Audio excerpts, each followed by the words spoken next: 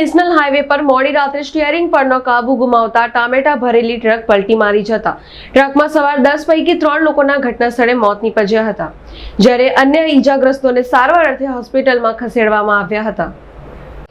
સુરત જિલ્લામાં દિન પ્રતિદિન અકસ્માતના બનાવો વધી રહ્યા છે।